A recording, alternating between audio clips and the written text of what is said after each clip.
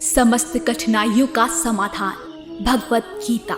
द्वितीयोऽध्यायः कार्पण्यदोषोपहतः स्वभावः पृच्छामि त्वां धर्मसम्मूढचेताः यच्छ्रेयस्यान्निश्चितं ब्रूहि तन्मे शिष्यस्तेऽहं शाधि मां त्वां प्रपन्नम्।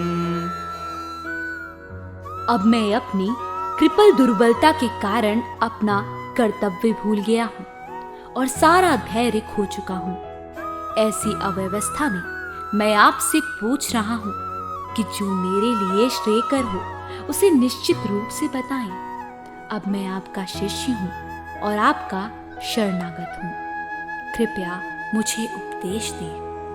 तात्पर्य, यह प्राकृतिक नियम है कि भौतिक कार्यकलाप की प्रणाली ही हर एक के लिए चिंता का कारण है।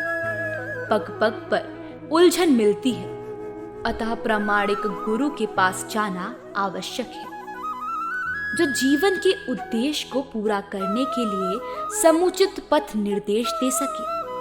समग्र वैदिक ग्रंथ हमें ये उपदेश देते हैं कि जीवन की अनचाही उलझनों से मुक्त होने के लिए प्रामाणिक गुरु के पास जाना चाहिए। ये उलझने उस दवांग के समान है जो किसी के द्वारा लगाए बिना भभक उठती है। इस प्रकार विश्व की स्थिति ऐसी है कि बिना चाहे जीवन के उलझने स्वतः उत्पन्न हो जाती हैं। कोई नहीं चाहता कि आग लगे, किंतु फिर भी वो लगती है और हम अत्यधिक व्याकुल हो उठते हैं। अतः वैदिक वाद में उपदेश देता है कि जीवन की उलझनों को समझने तथा उनका समाधान करने के लिए हमें परंपरागत गुरु के पास जाना चाहिए।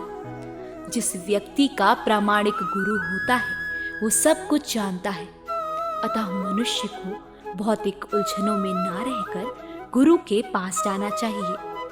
यही इस श्लोक का तात्पर्य है। बुद्धिमान होने के कारण अर्जुन समझ गया था कि पारिवारिक सदस्यों के प्रति उसका अनुराग तथा मृत्यु से उनकी रक्षा करने की उसकी इच्छा ही उसकी उलझनों का कारण है। यद्यपि वो समझ रहा था कि युद्ध करने का कर्तव्य उसकी प्रतीक्षा कर रहा था, किंतु कृपण दुर्बलता के कारण वो अपना कर्तव्य नहीं निभा रहा था। अतः वह परम गुरु भगवान कृष्ण से कोई निश्चित हल निकालने का अनुरोध कर रहा है। वो कृष्ण का शिष्यत्व ग्रहण करता है, वो मित्रतापूर्ण बातें बंद करना चाहता है। गुरु तथा शिष्य की बातें गंभीर होती है और अब अर्जुन अपने मान्य गुरु के समक्ष गंभीरता पूर्वक बातें करना चाहता है। इसलिए कृष्ण भगवत गीता ज्ञान के आदि गुरु हैं और अर्जुन गीता समझने वाला प्रथम शिष्य है। अर्जुन भगवत गीता को किस तरह समझता है ये गीता में वर्णित है। तो भी मूर्ख संसारी विद्वान बताते हैं कि किसी को मनुष्य रूप कृष्ण की नहीं बल्कि अजन्मा कृष्ण की शरण ग्रहण करनी चाहिए। कृष्ण के अंतः तथा बाहरी में कोई अंतर नहीं है। इस ज्ञान के बिना जो भगवद गीता को समझने का प्रयास करता है वो सबसे बड़ा मूर्ख है।